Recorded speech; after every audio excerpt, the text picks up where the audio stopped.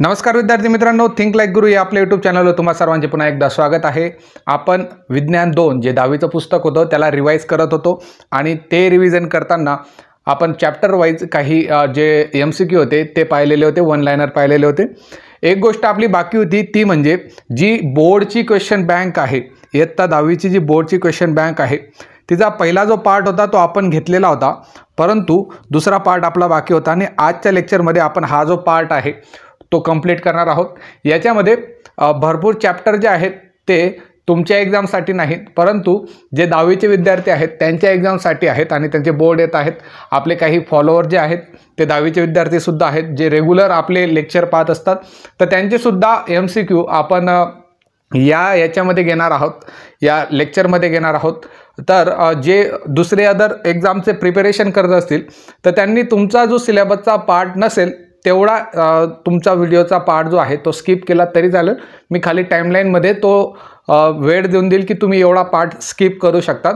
बाकीचा जो आहे ते तुमच्या एग्जामसाठी अत्यंत महत्त्वाचा आहे। तर चला स्टार्ट करूया आपला जो आहे क्वेश्चन बँक ते सॉल्व करायला। ओके, मी थोडंसं एक्सप्लेनेशन पण तुम्हाला देऊन देईल की कशा पद्धतीने तो प्रश्न आलेला आहे आणि मराठीमध्ये ही क्वेश्चन बँक असणार आहे। आता आपण पहिला प्रश्न पाहूया। पहिला प्रश्न काय दिलेला आहे, DNA धाग्यावरील माहिती RNA धाग्यावर पाठवण्याच्या प्रक्रियेला डॅश म्हणतात। याच्यामध्ये एक टायपिंग मिस्टेक असेल, इथं mRNA असेल, तर DNA धाग्यावरील जी माहिती आहे mRNA धाग्यावर पाठवण्याची जी प्रक्रिया असते तिला काय म्हटलं जातं असं त्यांनी विचारलेलं आहे।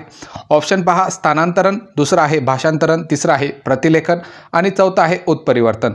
तर स्थानांतरणमध्ये नेमकं काय होतं, स्थानांतरणमध्ये जो mRNA असणार आहे, mRNA त्याचं एक टोक आणि दुसरं टोक असणार आहे, त्याच्यावर हा जो रायबोझोम असतो तो एका टोकापासून दुसऱ्या टोकापर्यंत एक एक ट्रिपलेट कोडांच्या अंतराने सरकतं आणि ती जी प्रक्रिया तुमची असणार आहे तिला आपण स्थानांतरण म्हणणार आहोत।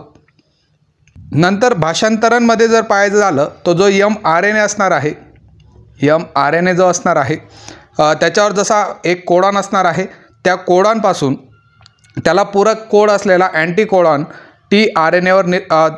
tRNA जो असतो त्याच्यावर असणार आहे। तर ती जी प्रोसेस असते जर तुम्ही पाहिलं असेल तर तिला भाषांतरण म्हणतात।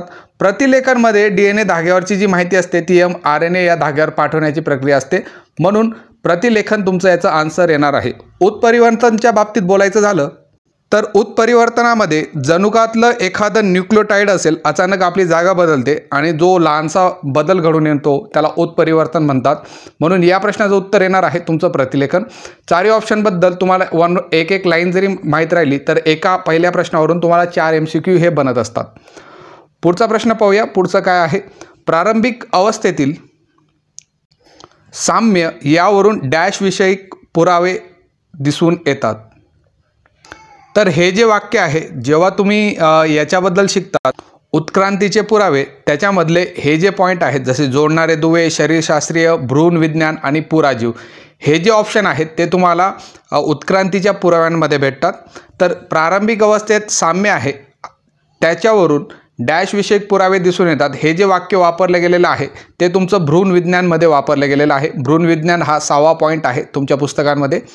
नंतर जोडणारे दुवे जर पाहिले तर त्याच्यामध्ये काय सांगितलं होतं त्यांनी, तर काही वनस्पती असतात किंवा काही प्राणी जे असतात ते काय करतात, त्यांचे जी शारीरिक लक्षणं असतात त्याच्यावरून तुम्ही त्यांना दुसऱ्या गटाशी जोडू शकतात।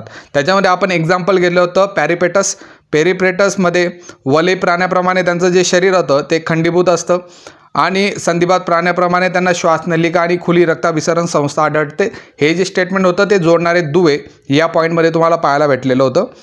त्याच्यानंतर शरीरशास्त्रीय पुराव्यांमध्ये पाहायला भेटलं होतं तर तुम्हाला अशी फिगर दिलेली होती ज्याच्यात मानवी हात होता, त्याच्यानंतर मांजरीचा पाय होता, वटवाघळाचं पंख होतं। यांचं काय होतं, त्यांचा वरवर पाहता त्यांच्यामध्ये कोणतंच साम्य दिसत नाही, परंतु त्यांचा उपयोगही वेगळा असतो। परंतु जर त्याचं तुम्ही हे पाहिलं, त्यांची रचना किंवा हाडांची जी जोडणी पाहिली त्याच्यामध्ये फक्त साम्य दिसून येत होतं, तर ते शरीरशास्त्रीय पुराव्यामध्ये तुम्ही अभ्यासलं होतं। पुराजीव पुराव्यात जर पाहायला गेलं तर कोट्यावधी वर्षापूर्वी जे प्राणी अस्तित्वात होते त्याचे जे असतात जीवाश्म असतात त्याच्याबद्दल तुम्ही स्टडी केलेला होता आणि त्याच पॉईंटमध्ये तुम्हाला कार्बन डेटिंग नावाची जी कन्सेप्ट होती ती पुराजीव पुराव्यांमध्ये पाहायला भेटलेली होती. तर सेकंडचं जे आन्सर येणार आहे ते तुमचं भ्रूण विज्ञान येणार आहे. प्रारंभिक अवस्थेतले साम्य यावरून डॅशविषयक पुरावे दिसून येतात, तर याचं उत्तर तुमचं भ्रूण विज्ञान येणार आहे. तिसरा पॉईंट पाहूया. हे मानवी शरीरातील अवशेषांग आहे. अवशेषांगाची डेफिनेशन काय असते? सजीवांतील जे ऱ्हास पावलेले किंवा अपूर्ण वाढ झालेले निरुपयोगी इंद्रिय असतात त्यांना आपण अवशेषांग बोलतो. तर मानवी शरीरामध्ये जे अवशेषांग आहेत, अक्कलदाढ आहे, त्याच्यानंतर कानाचे जे स्नायू असतात ते सुद्धा असणार आहे, अंगावरील जे केस आहेत ते सुद्धा अवशेषांग असतील. तर वरील सर्व याचं उत्तर येणार आहे. पुढचा प्रश्न पाहूया. चौथा प्रश्न. हाडांमध्ये असणारे प्रथिन म्हणजे डॅश होय. आता हा प्रश्न आपण इतक्या वेळेस रिपीट केलेला आहे. हाडांमध्ये कोणतं प्रथिन असतं? तर हाडांमध्ये ऑसिन नावाचं प्रथिन असणार आहे. मेलॅनिन जे प्रथिन असणार आहे ते तुमचं त्वचामध्ये असतं. तसंच त्वचामध्ये अजून केरॅटिन नावाचं प्रथिन सुद्धा असतं, केरॅटिन. ओके. त्याच्यानंतर हिमोग्लोबिन जे असतं ते रक्तामध्ये असणार आहे. मायोसिन जो आहे तो तुमचा स्नायूमध्ये असणार आहे आणि मायोसिनसोबत ॲक्टिन हा सुद्धा प्रथिन जो असतो तो तुमचा स्नायूमध्ये असतो. आपल्याला विचारलेलं आहे हाडांमध्ये, तर हाडांमधलं जे प्रथिन असणार आहे त्याचं उत्तर ऑसिन असणार आहे. आता आपण नेक्स्ट प्रश्न पाहूया. NADH2 तयार होण्यासाठी आवश्यक असलेले जीवनसत्व कोणते आहे? ओके. ऑप्शन पहा. जीवनसत्व B3, जीवनसत्व C, जीवनसत्व B2 आणि जीवनसत्व K. तर हे ऑप्शन आपल्याला दिलेले आहेत. आता हा जो पॉईंट आहे तो तुमचा दुसरं जे चॅप्टर आहे त्याच्यामधला पॉईंट आहे आणि याचं उत्तर जे असणार आहे जीवनसत्व B3 असणार आहे. आता बाकीचे ऑप्शन पाहायला गेले तर विटॅमिन B2 जो आहे तो FADH2 साठी लागतो, FADH2 साठी. ओके. आपल्या रक्ताचे थक्के बनवण्यासाठी आपण जीवनसत्व क वापरतो. ओके. तर आपल्या बुकमध्ये डायरेक्ट NADH2 बद्दल किंवा जीवनसत्व B3 बद्दल कुठंच मेन्शन केलेलं नाही. बट NADH2 तयार होण्यासाठी आपल्याला जे जीवनसत्व लागणार आहे जीवनसत्व B3 असणार आहे, B5 नसणार आहे.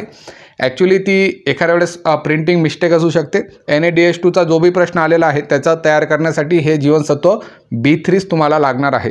तर याचं उत्तर जीवनसत्व B3 येणार, B5 येणार नाही. या दगडाची तिथं टायपिंग मिस्टेक असू शकते. 6वा प्रश्न पहा. सूत्री विभाजनामुळे निर्माण झालेल्या पेशी डॅश आहेत. तर आपण याबद्दल बोललेलो होतो एका लाईव्ह लेक्चरमध्ये की जे सूत्री विभाजन तुमचं असणार आहे त्याच्यामध्ये काही पेशी ज्या असतात ते सूत्री विभाजनाने बनतात, मूल पेशी ज्या आहेत ते सूत्री विभाजनाने बनत असतात. तर याचं उत्तर A आणि D असणार आहे. नंतर जे अर्धगुणसूत्री विभाजन होणार आहे ते जनरली युग्मगे तयार होतात. ते म्हणजे तुमचं जनन पेशी जे असतात त्याच्यामध्ये अर्धगुणसूत्री विभाजन हे होत असतं. तर काही पेशी आणि मूल पेशी यांचं जे विभाजन होतं ते सूत्री विभाजनाने होणार आहे. पुढचा प्रश्न पाहूया. प्रकल विभाजनाची पहिली अवस्था म्हणजे डॅश होय. तर प्रकल विभाजन जे असते ती टोटल 4 अवस्था असतात. त्याच्यामध्ये टोटल 4 अवस्था असतात. पहिली जी अवस्था असणार आहे तिला पूर्वावस्था म्हणतात, पहिली अवस्था. त्याच्यानंतर आपल्याला भेटते ती मध्यावस्था. ओके. हा 1 नंबर येतो. मध्यावस्था दुसऱ्या नंबरवर येते. तिसरी जी असते ती पच्छावस्था असते, त्याला 3 नंबर देऊ शकतो आपण. आणि शेवटची जी असते ती अंत्यावस्था असते. याबद्दल आपण लेक्चरमध्ये ऑलरेडी डिस्कस केलेलं आहे, इथं डिस्कस करण्याची काही गरज नाही. प्रकल विभाजनाची पहिली अवस्था त्यांनी विचारलेली होती, ती तुमची पूर्वावस्था येणार आहे. 8वा प्रश्न पाहूया. खालीलपैकी डॅश सूत्री विभाजनाचा भाग नाही. असा कोणता पार्ट आहे जो सूत्री विभाजनाचा भाग नाही? तर ऑप्शन आपण पाहिलं तर पहिलं ऑप्शन आहे पच्छावस्था. तर सूत्री विभाजनामध्ये पच्छावस्था असते, जरूर असते. डिप्लॉटिन ही जी अवस्था आहे ती सूत्री विभाजनामध्ये येणार नाही. तर याचं उत्तर जे येणार आहे ते बी येईल. पूर्वावस्था सूत्री विभाजनामध्ये असते आणि परिकल विभाजन सुद्धा सूत्री विभाजनामध्ये असणार आहे. तर याचं उत्तर जे येणार आहे ते तुमचं डिप्लॉटिन येणार आहे. ओके. 9वा प्रश्न पाहूया. आपल्याला स्निग्ध पदार्थापासून डॅश ऊर्जा मिळत असते. तर मानवी शरीराला जी स्निग्ध पदार्थापासून ऊर्जा भेटणार आहे ती भेटणार आहे 9 किलो कॅलरी इतकी ऊर्जा आपल्या शरीराला भेटत असते. तर 9 किलो कॅलरी पर ग्रॅम जी स्निग्ध पदार्थापासून एनर्जी भेटते. जर तुम्ही जास्त सेवन केलं तर आपल्या शरीरामध्ये ते चरबीयुक्त संयोजी ऊतींमध्ये ते साठवलं जातं. चरबीयुक्त संयोजी ऊतींमध्ये संयोजी ऊतीमध्ये स्निग्ध पदार्थ हे साठवले जातात। स्निग्ध पदार्थ म्हणजे नेमकं काय असतात, तर मेदाम्ले आणि जे तुमचे अल्कोहोल असतं, अल्कोहोलचे जे रेणू असणार आहेत त्याच्यापासून ते एका स्पेसिफिक रासायनिक बंधाने जुळतात आणि त्याच्यापासून तुम्हाला स्निग्ध पदार्थ हे भेटत असतात। आता आपण जेव्हा स्निग्ध पदार्थ घेतो, आपल्या शरीरामध्ये स्निग्ध पदार्थांचं जेव्हा आपण सेवन करतो तर त्याचं जे रूपांतर होणार आहे ते मेदाम्ल आणि अल्कोहोलमध्ये त्याचं रूपांतर हे केलं जातं। नंतर त्याच्यापासून एनर्जी असते ती शोषली जाते आणि ती आपल्या शरीरातल्या सर्व पार्टमध्ये जाते। तर स्निग्ध पदार्थापासून मेन ज्या गोष्टी आहेत काय काय बनणार आहे, प्रोजेस्टेरॉन, एस्ट्रोजन, टेस्टोस्टेरॉन आणि अल्डोस्टेरॉन जे असतात ते संप्रेरक जे असणार आहेत ते मेदाम्लांचा वापर करणार आहेत। ह्या गोष्टी तुम्हाला लक्षात ठेवाव्या लागतील। नंतर ज्या पेशी असतात त्यांचं जे प्रद्रव्य पटल होतं, जे एका लेक्चरमध्ये मी पेशींचं पूर्ण नॉमेनक्लेचर तुम्हाला दिलेलं होतं, तर ते पेशींचं जे प्रद्रव्य पटल असतं त्याला बनवण्यासाठी एक फॉस्फोलिपिड नावाचा जो रेणू असतात ते आवश्यक असतात, फॉस्फोलिपिड नावाचे रेणू। तर ते बनवण्यासाठी सुद्धा आपण स्निग्ध पदार्थांचा वापर हा करत असतो। तर या स्निग्ध पदार्थांबद्दल एवढे पॉईंट महत्त्वाचे आहेत। एवढे केल्यानंतर स्निग्ध पदार्थापासून दुसरा कोणता पॉईंट निघत नाही। उत्तर याचं 9 किलो कॅलरी पर ग्रॅम येणार आहे। 10वा प्रश्न पाहूया, मानवी शरीरात गुणसूत्राच्या डॅश जोड्या असतात। तर मानवी शरीरामध्ये जर गुणसूत्राच्या जोड्या त्यांनी विचारलेल्या आहेत तर 23 जोड्या ते असणार आहेत। ओके। नंतर बहुपेशीय सजीवांमधील खालीलपैकी कोणता अलैंगिक प्रजननाचा प्रकार नाही। तर अलैंगिक प्रजनन जे आपल्या बुकमध्ये दिलेलं आहे ते बहुपेशीयांसाठी वेगळं आहे आणि जे सिंगल सेल्युलर असतात त्यांच्यासाठी वेगळं आहे। एक पेशीय जे सजीव असतात त्यांच्यासाठी वेगळं आहे। तर बहुपेशींबद्दल त्यांनी विचारलेलं आहे, क्लिअरली मेन्शन केलेलं आहे बहुपेशींबद्दल। तर बहुपेशीं पहिला जो प्रकार येतो तो खंडीभवन येतो, तर त्याच्यामध्ये आहे अलैंगिक प्रजननाचा प्रकार आहे। पुनर्जनन जे आहे ते सुद्धा बुकमध्ये दिलेलं आहे की बहुपेशीय सजीवांमधला हा अलैंगिक प्रजननाचा प्रकार आहे। त्याच्यानंतर मुकुलायन हा सुद्धा तुमचा बहुपेशीय प्रजननाचा प्रकार आहे। मुकुलायन म्हणजे बडिंग होत असते। आणि शाकीय प्रजनन हा तुमचा चौथा प्रकार आहे बहुपेशीयांमधला। कलिकायन जे आहे ते याच्यात येणार नाही, म्हणून उत्तर तुमचं कलिकायन येईल। खालीलपैकी वेगळा घटक कोणता, वेगळा घटक आपल्याला पाहायचा आहे। तर ऑप्शन पाहूया, कुशी आहे, परागकोश आहे, कुशीवृंत आहे आणि अंडाशय आहे। तर तुम्हाला वेगळा घटक याच्यात ओळखायचा आहे आणि हे झालं तुमचं जे वनस्पती असतात त्याच्यामधले जे वेगवेगळे पार्ट आहेत, वनस्पतींमधलं लैंगिक प्रजनन आहे त्याच्यामध्ये हा घटक दिलेला आहे। तर जर तुम्ही नीट पाहिलं तर जायंगाचं जे पार्ट येणार आहेत, जायंगामध्ये तुम्हाला कुशी पाहायला भेटते, त्याच्यानंतर कुशीवृंत पाहायला भेटतं, अंडाशय पाहायला भेटतं। परागकोश जो आहे तो जर पाहायला गेले तर तुम्ही पुंकेसरला जो वृत्त असणार आहे त्याच्या टोकावर परागकोश असेल, म्हणून जो वेगळा घटक तुम्हाला पाहायला भेटेल तो तुमचा परागकोश असेल।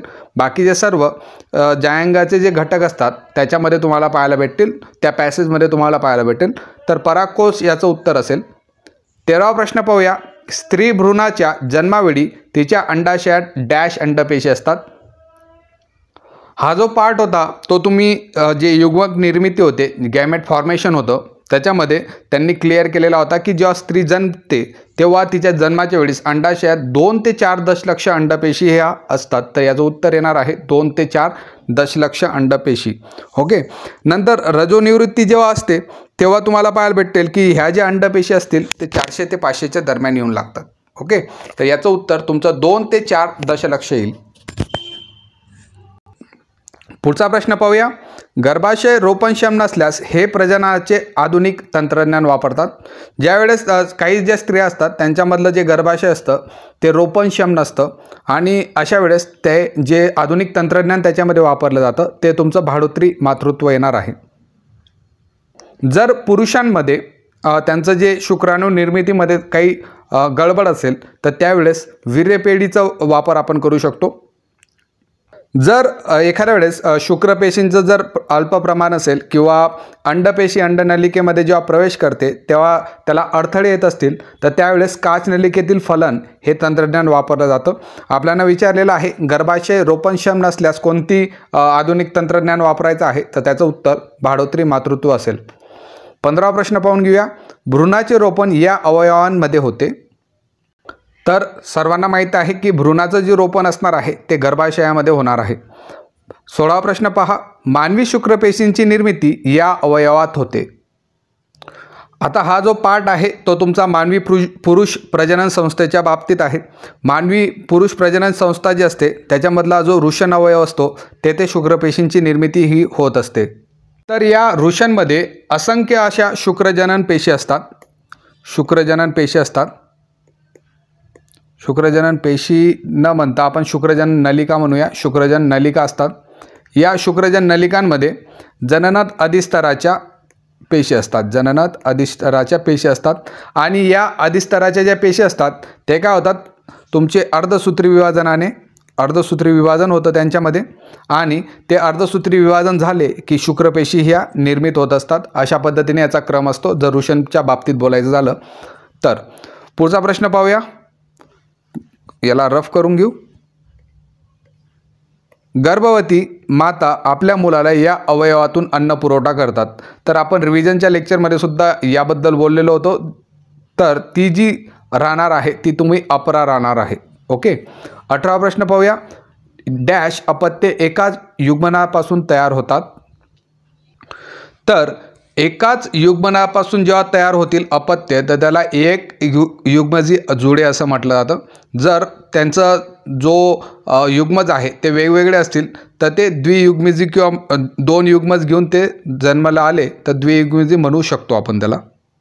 एक युग्मजीमध्ये मेन पॉईंट असा येतो की तुम्हाला जे एक युग्मजी जुळे तुम्हाला भेटणार आहेत त्या दोघांचं लिंग जे असेल ते समान असेल. दोघी मुली असतील किंवा दोघं मुले असतील.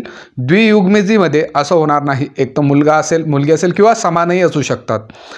19वा प्रश्न पाहूया, परागकोशातील कोष्टकांमध्ये डॅश विभाजनाने परागकण तयार होतात. कोणतं विभाजन असणार आहे असं त्यांनी विचारलेलं आहे. तर परागकोशातील जे विभाजन होणार आहे परागकण तयार होण्याचं ते असणार आहे अर्धसूत्री. तर अलैंगिक प्रजननात पेशीचं विभाजन सूत्री विभाजनाने होतं. ओके. सूत्री विभाजन त्याचं उत्तर येईल.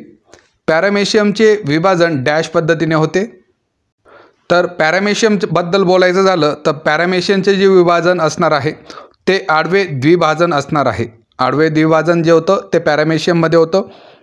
त्याच्यानंतर युग्लिनाबद्दल बोलायचं झालं, युग्लिना तिचं विभाजन हुबे होणार आहे. हुबे विभाजन युग्लिनामध्ये होतं.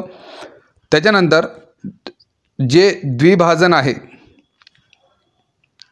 ते द्विभाजन हे तुमचं अमिबामध्ये पाहायला भेटतं, साधे द्विभाजन.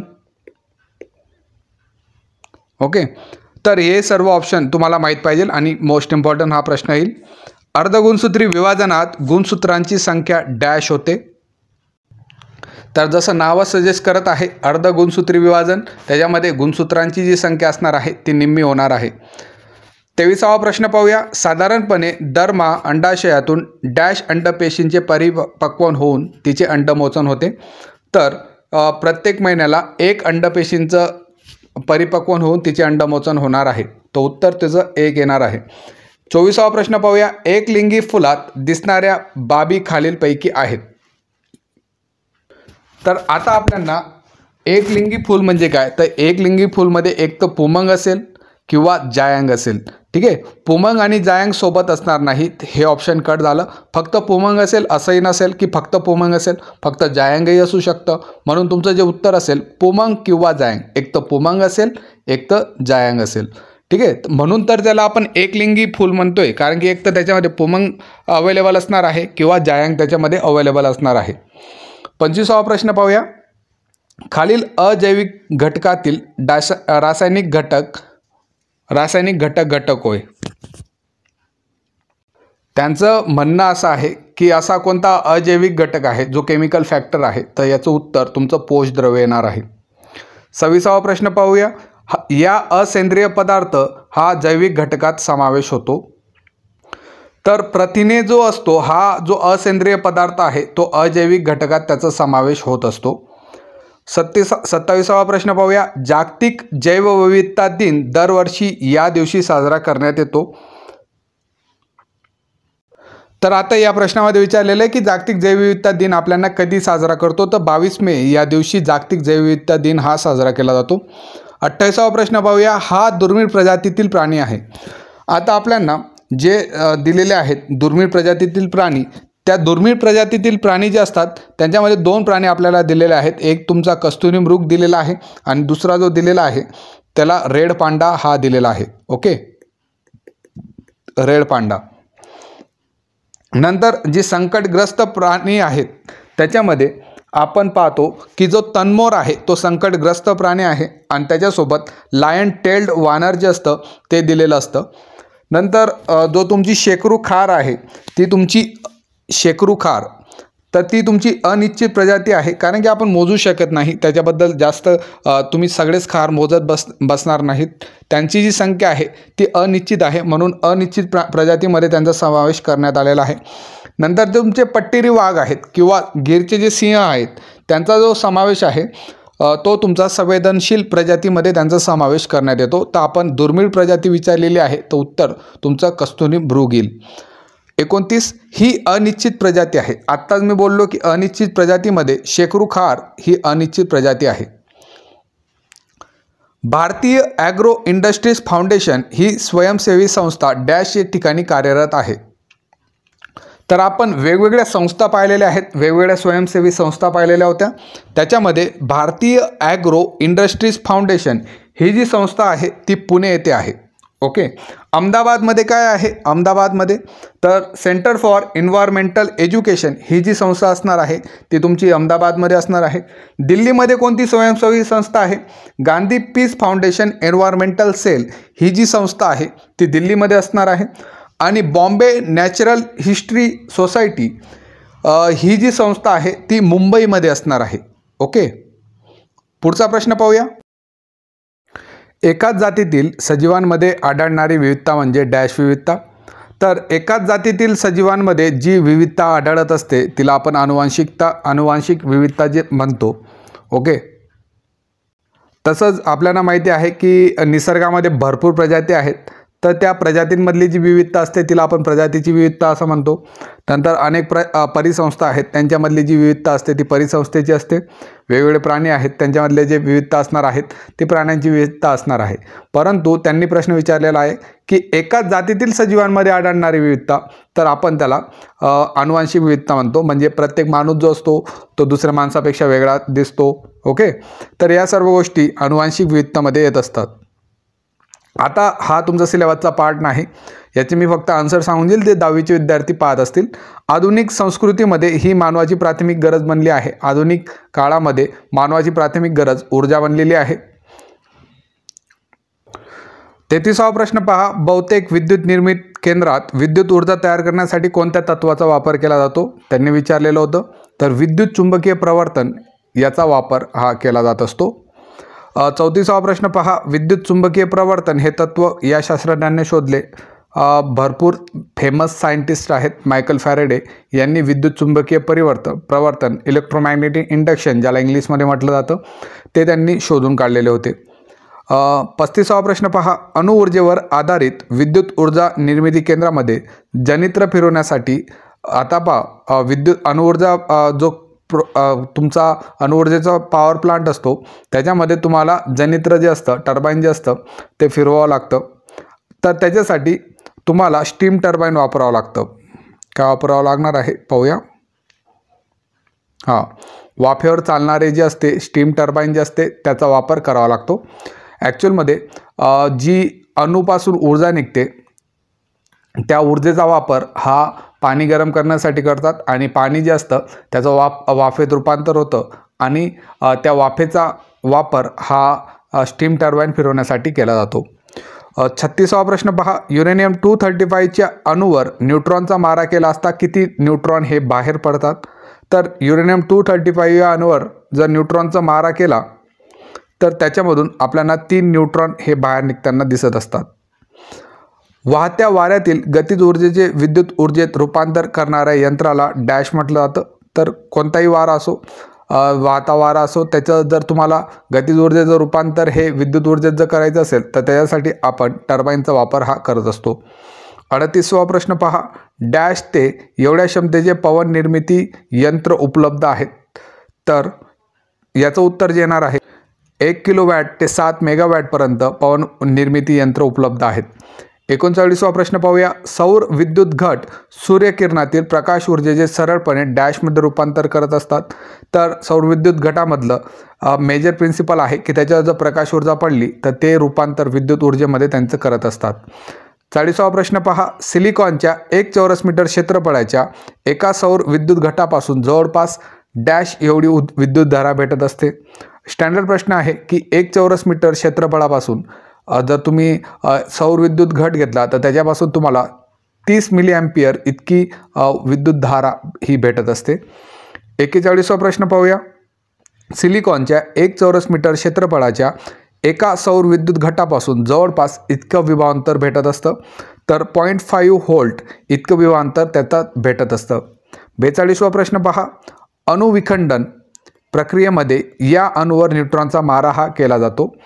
42व्या प्रश्नामध्ये त्यांनी म्हटलेलं आहे की अणुविघटन जी प्रक्रिया असते त्याच्यावर या अणूवर न्यूट्रॉनचा मारा केला जातो. तर याचं उत्तर येणार आहे युरेनियम 235. युरेनियम 235 वर केला जातो जनरली. ओके, आता इथून आपला जो आपला सिलेबस आहे त्याच्यातला प्रश्न येईल. सर्वात पहिल्यांदा प्राण्यांचे वर्गीकरण या तत्वज्ञाने केले होते. तर सर्वात आधी कोणी केलेले हे असं त्यांनी विचारलेलं आहे. तर अरिस्टॉटल या तत्वज्ञाने सर्वात आधी प्राण्यांचं वर्गीकरण हे केलं होतं. आणि त्यांनी जी प्राणी वर्गीकरणाची पद्धत वापरली होती तिला आपण काय म्हणतो, तिला आपण म्हणतो कृत्रिम पद्धत. याच कृत्रिम पद्धतीचा वापर थिओफ्रेटस, नंतर प्लिनी जे होते, तसंच जॉन रे होते, जॉन रे. ओके, त्याच्यानंतर लिनियस जे होते, याच पद्धतीचा वापर कृत्रिम पद्धतीचा वापर यांनी केलेला होता. पण सर्वात आधी अरिस्टॉटल यांनी या तत्वज्ञ होते, त्यांनी प्राण्यांचे वर्गीकरण केलेले होते. कुठले होते तर ते ग्रीकचे होते. 44 पहा, माझे शरीर मऊ बुडबुडीत आहे म्हणून मला डॅश प्राणी म्हणतात. तर जसं नावं सजेस्ट करत आहे, इंग्लिशमध्ये तरी तुम्हाला प्रॉब्लेम होऊ शकतो पण मराठीतून इतका प्रॉब्लेम होणार नाही. त्यांचं शरीर काय आहे, मऊ आहे, मऊ आहे म्हणून त्यांचं नाव काय आहे, मृदुकाय प्राणी. ओके, 45वा प्रश्न पाहूया, खालीलपैकी हा उभयलिंगी प्राणी आहे. तर उभयलिंगी जे प्राणी आहेत, पहिलं ऑप्शन दिलेलं आहे डोलिओलम, विंचू, पैसा आणि जुरड. तर याचं उत्तर तुमचं डोलिओलम येणार आहे. डोलिओलम कोणत्या उपसंघातला प्राणी आहे तर हा तुमचा पुच्छ समपृष्ठरज्जू प्राणी किंवा कंचुकयुक्त बाह्यकवची प्राणी, ज्याला युरोकोरडाटा असं सुद्धा म्हटलं जातं. इंग्लिशमध्ये युरोकोरडाटा असं सुद्धा त्याला म्हटलं जातं. त्याच्यातला हा प्राणी आहे. युरोकोरडाटाचं वैशिष्ट्य काय असतं, ते असतं सागरामध्ये ते आढळणार आहेत. ओके, शरीर जे असतं ते चर्मसाव्य आवरणाने आच्छादलेलं असतं. ओके, नंतर यांचं जे लिंग असणार आहे ते उभयलिंगी असणार आहे. डोलिओलम जो प्राणी आहे तो तुमचा पुच्छ समपृष्ठरज्जू प्राणीमध्ये येणार आहे. समपृष्ठरज्जू प्राणी संघाचा जो कोरडाटा आहे त्याचा उपसंघ आहे हा डोलिओलम. 46 पाहूया, खालीलपैकी हा प्राणी आपल्या शरीराचा तुटलेल्या भागाची पुनर्निर्मिती करू शकतो. आपण एका लेक्चरमध्ये अशा पद्धतीने तारा काढला होता आणि त्याचा हात तोडून टाकला होता. तर हा तुमचा असेल तारा मासा. बेडकाला तुम्ही जर तोडलं तर बेडूक काय त्याची भागाची पुनर्निर्मिती करू शकत नाही, चिमणीसुद्धा करू शकत नाही, मरून जातील ते, कबूतरसुद्धा नाही. बट याचं उत्तर तुमचं तारा मासा येणार आहे. पुढचा प्रश्न पाहूया, खालीलपैकी कोणता प्राणी हा उष्णरक्ती आहे. तर उष्णरक्ती प्राणी जर पाहायला गेलं तर वटवाघूळ जो प्राणी येणार आहे तो तुमचा उष्णरक्ती असणार आहे. उष्णरक्ती का, कारण की तो वटवाघूळ जो असतो तो तुमचा सस्तन प्राणीवर्गामध्ये येणार आहे. सस्तन प्राणीवर्गामधले अदर एक्झाम्पल कोणते तर मानव, कांगारू, वटवाघूळ, डॉल्फिन.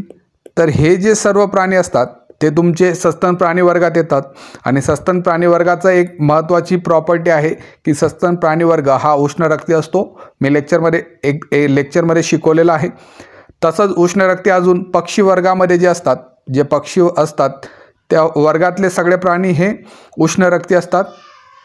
ओके, जसं मोर झाला, तुमचा पोपट झाला, कबूतर, बदक, पेंग्विन हे सर्व उष्णरक्ती आहेत. शीतरक्तीमध्ये जर गेले तर तुम्हाला जे सरीसृप असतात, क्लास रेप्टिला क्लासमधले जे प्राणी असतात ते तुमचे शीतवर्गीय असतात. तर शीतवर्गीय कोणकोणते असतील तर तुमचा कासव, त्याच्यानंतर तुमची पाल आली, त्याच्यानंतर साप आला, सरडा आला, सुसर आला. तर हे सर्व रेप्टिला क्लासमध्ये असणार आहेत. आणि रेप्टिला क्लासमध्ये असल्यानंतर त्यांचा जो एक महत्त्वाची प्रॉपर्टी येते ती शीतरक्ती असते. आता मला कमेंट बॉक्समध्ये सांगा की शीतरक्ती म्हणजे नेमकं काय असतं आणि उष्णरक्ती म्हणजे काय असतं, जे मी लेक्चरमध्ये शिकवलेलं आहे. असं अजिबात उत्तर येणार नाही, नाही तर तुम्ही खाली कमेंट करत बसणार शीतरक्ती म्हणजे ज्यांचं रक्त थंड असतं किंवा उष्णरक्ती म्हणजे ज्यांचं रक्त गरम असतं. हे उत्तर येणार नाही. मी प्रॉपर तुम्हाला या गोष्टी सांगितलेल्या आहेत. पाहूया किती लोकांनी लेक्चर ते पाहिलं होतं. 48वा पाहूया. पाण्याचा प्रतिरोध कमीत कमी होण्यासाठी माझे शरीर दोन्ही टोकांना डॅश असते. तर याच्यामध्ये जर तुम्ही पाहिलं तर पाणीचा संबंध आलेला आहे. पाण्याबद्दल बोलत आहेत तर मत्स्य प्राणी वर्ग जो असतो त्याच्याबद्दल हे बोलत आहेत. आणि मत्स्य प्राणी वर्गामध्ये स्टेटमेंट होतं की पाण्याचा प्रतिरोध कमीत कमी राहण्यासाठी जे मासे असतात त्यांचे शरीर दोन्ही टोकांना काय असते, निमुळते असते. काय असणार आहे, निमुळते असणार आहे. त्यांचं श्वसन कशाद्वारे होतं, जे मत्स्य प्राणी वर्गामध्ये आहेत तर त्यांचं श्वसन हे कल्यविद्रांद्वारे होतं. उदाहरणं कोणते, जेवढे पण मासे आहेत ते सर्व तुमचे कशात येणार आहेत, ते सर्व तुमचे मत्स्य प्राणी वर्गामध्ये येणार आहेत. मत्स्य प्राणी वर्गामध्ये तुम्हाला बुकमध्ये फिगर दिली आहे स्कॉलिओडॉनची. 49वं पाहूया. या प्राण्याला शेतकऱ्यांचा मित्र म्हणतात. लहान पोरांचा प्रश्न आहे. गांडूळ या प्राण्याला शेतकऱ्याचा मित्र म्हणतात. 50वं पाहूया. असमपृष्ठरज्जू प्राण्यांमध्ये हा सर्वात हुशार प्राणी आहे. तर हा जो प्रश्न आहे तो कुठून उचलला, तुमच्या बुकमधलं पेज नंबर जे 70 आहे त्याच्यामध्ये एक कॉलम दिलेला आहे ऐकावे ते नवलच. तर त्याच्यामध्ये असमपृष्ठरज्जू प्राण्यांमधला सर्वात हुशार प्राणी म्हणून ऑक्टोपसला सांगितलेलं आहे. कारण की तो स्वतःचा रंग बदलू शकतो कंडिशननुसार. त्याला पोहताही येतं, सरपटताही येतं, चालता बी येतं, तर सर्वच करता येतं बिचाऱ्याला. म्हणून ऑक्टोपसला त्यांनी असमपृष्ठरज्जू प्राण्यांमधला सर्वात हुशार प्राणी मानलेला आहे. 51वा प्रश्न पाहूया. खालीलपैकी कोणत्या प्राण्याला कॅल्शियम कार्बोनेटचे युक्त संरक्षण कवच असते. तर संरक्षण कवच हा जो मेजर पॉईंट आहे तो मोलुस्कामध्ये आढळतो. शरीर त्यांचं मऊ असतं, बुटबुटीत असतं.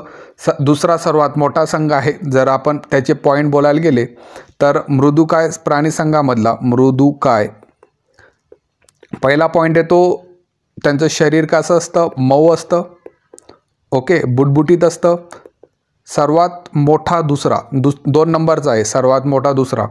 आणि त्यांचं जे शरीर असतं त्याच्यावर कॅल्शियम कार्बोनेटचं एक स्तर असतो, कवच असतं. आणि हे जे प्राणी असतात ते एकलिंगी असतात. उदाहरणामध्ये कालव, शिंपला, त्याच्यानंतर तुमची गोगलगाय असते, ही गोगलगाय. आणि जो शिंपला असतो त्याला द्विपुट असंही म्हटलं जातं. म्हणून कॅल्शियम कार्बोनेट युक्त संरक्षण कवच कशात असणार आहे, द्विपुटमध्ये असणार आहे. 52 पहा. जीवनसत्वाचे उत्पादन या सेंद्रिय आम्लापासून घेतात. तर याचं उत्तर लॅक्टिक आम्ल येणार आहे. लॅक्टिक आम्ल जे आहे त्याचा वापर जो असतो जीवनसत्वाच्या उत्पादनासाठी केला जातो. पुढचा प्रश्न पाहूया. अतिसाराच्या उपचारासाठी तसेच कोंबड्यावरील उपचारासाठी डॅशचा वापर होतो. हे सुद्धा आपण भरपूर वेळेस रिव्हिजन केलेलं आहे.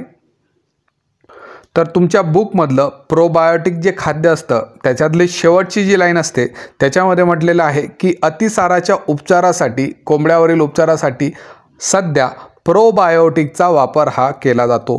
प्रोबायोटिक्स काय असतात तर ते दुग्धजन्य पदार्थ असतात. आता दुग्धजन्य पदार्थ काय असतात, दुधापासून मिळवलेले पदार्थ असतात. परंतु हे असे दुग्धजन्य पदार्थ असतात ज्याच्यामध्ये क्रियाशील जीवाणू असतात. आणि या जीवाणूंचा वापर जे असतं तो आपण पचनक्रियेला मदत करण्यासाठी, दुसऱ्या उपद्रवी सूक्ष्मजीवांना नष्ट करण्यासाठी, या सर्व गोष्टींसाठी प्रोबायोटिकचा वापर हा केला जातो. तर अतिसाराच्या उपचारासाठी याचं उत्तर तुमचं प्रोबायोटिक्स येणार आहे. 54वा प्रश्न पाहूया. डॅश जीवाणूपासून तयार केलेल्या दह्याला योगाट म्हटलं जातं. तर आपल्याला असा जीवाणू शोधायचा आहे ज्याच्यापासून तयार केलेल्या दह्याला योगर्ट म्हटलं जातं. तर तो तुमचा लॅक्टोबॅसिलाई असणार आहे. लॅक्टोबॅसिलाई जीवाणूच्या मदतीने जर आपण दही तयार केलं तर त्याला आपण योगर्ट म्हणतो. तर आपण योगर्ट कशा पद्धतीने तयार करतो? दूध घ्यायचं, दूधला तापवायचं, कोमट करायचं, त्याच्यामध्ये 2 जीवाणू आपण टाकत असतो. एक असतो तुमचा स्ट्रेप्टोकोकसवाला, स्ट्रेप्टोकोकस थर्माफिलिस, आणि दुसरा तुमचा लॅक्टोबॅसिलस डेलब्रुकी. हे 2 जीवाणू त्याच्यात टाकायचे. प्रमाण किती ठेवायचं? 1:1, अर्ध इकडचं अर्ध तिकडचं. म्हणजे अर्ध जर तुम्ही घेतला स्ट्रेप्टोकॉकस थर्माफिलिस तर त्याच प्रमाणात तुम्हाला घ्यावं लागेल लॅक्टोबॅसिलस डेलब्रुकी. हे 2 घेतल्यानंतर त्याचं मिश्रण त्याच्यामध्ये मिसळलं जातं. आता हा जो स्ट्रेप्टोकॉकस आहे तो काय करतो? लॅक्टिक आम्ल तयार करेल. लॅक्टिक आम्ल तयार केल्यानंतर प्रथिनांचं जेल बनतं आणि त्याच्यामुळे दही जी आहे ती घट्ट बनते. ओके, ही प्रोसेस तुमचं योगर्ट उत्पादनामध्ये होत असते. आता दही जो आहे त्याला विशिष्ट स्वाद द्यायचा असेल तर त्याचा कशा पद्धतीने जो लॅक्टोबॅसिलस तुम्ही मिसळला आहे त्याच्यामुळे दहीला विशिष्ट असा स्वाद निर्माण होतो. आता त्याच्यामध्ये वरून तुम्ही काहीतरी फ्लेवर पण टाकू शकतात. तर तुम्ही मार्केटमध्ये पाहिलं असेल की स्ट्रॉबेरी योगर्ट असतं, नंतर बनाना योगर्ट असतं, असे वेगवेगळे प्रकारचे योगर्ट त्याच्यापासून बनवलेले असतात. ओके, तर योगर्ट उत्पादनामध्ये तुम्हाला जर लक्षात ठेवायचं असेल तर लॅक्टोबॅसिलस जीवाणूपासून तयार होतं. त्याच्यानंतर त्याच्यामध्ये स्ट्रेप्टोकॉकस थर्माफिलिस ॲड केलं जातं आणि त्याच प्रमाणात लॅक्टोबॅसिलस डेलब्रुकी हे सुद्धा ॲड केलं जातं. तर 54चं उत्तर तुमचं लॅक्टोबॅसिलाई असणार आहे. 55वा प्रश्न पाहूया. क्षयरोगाविरुद्ध हे प्रतिजैविक प्रभावी ठरते. तर हा प्रश्नसुद्धा रिपीटेड आहे, भरपूर वेळेस विचारला गेलेला आहे. क्षयरोगाविरुद्ध हे प्रतिजैविक प्रभावी ठरते पुस्तकातलं आहे. प्रतिजैविके हा टॉपिक त्यांनी कव्हर करताना एका रोगाविरुद्ध जो वापरला जातो तो आहे रिफामायसिन. क्षयरोगाविरुद्ध जो वापरला जाणार आहे रिफामायसिन वापरला जाणार आहे. त्याच पेजवर एक स्टेटमेंट दिलेलं आहे की हायड्रोजन वायू हे भविष्यातलं इंधन मानलं जातं. तर तुम्हाला असाही प्रश्न विचारू शकतो की कोणतं भविष्यातलं इंधन आहे. इंधनामध्ये ते देऊ शकतात oxygen, hydrogen, petrol, kerosene, diesel सर्व देऊ शकतात. तर हायड्रोजन त्याचं उत्तर येणार आहे. 56वा प्रश्न. व्यावसायिक बेकरी उद्योगात डॅशचा वापर होतो. तर व्यावसायिक जी बेकरी उद्योग आहे त्याच्यामध्ये संकुचित यीस्टचा वापर हा केला जातो. 57वा प्रश्न पहा. डॅश हा सूक्ष्मजैविक प्रक्रियेने तयार केलेला कृत्रिम स्वीटनर आहे किंवा गोडी आणणारा पदार्थ. स्वीटनरचा अर्थ आहे गोडी आणणारा पदार्थ. तर वेगवेगळे सूक्ष्मजीव आहेत, ते सूक्ष्मजीव जे असतात आणि त्यांचे कार्यसुद्धा दिलेले आहेत. तर गोडी आणणाऱ्या पदार्थामध्ये गोडी देणे, मधुमेही लोकांसाठी हा उपयोगी पडतो, तो असणार आहे झायलिटॉल. झायलिटॉलसोबत आपल्या पुस्तकामध्ये ॲस्पर्टेम हा सुद्धा दिलेला आहे. ॲस्पर्टेम हा सुद्धा दिलेला आहे. तर आता उत्तर तुमचं झायलिटॉल येणार आहे. ओके, बाकीचे ऑप्शन काय म्हणतात? पहिला आहे नायसिन. नायसिन कशासाठी वापरला जातो? तर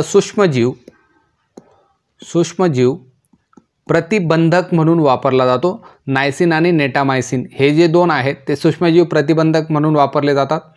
त्याच्यानंतर दिलेला आहे लायसिन.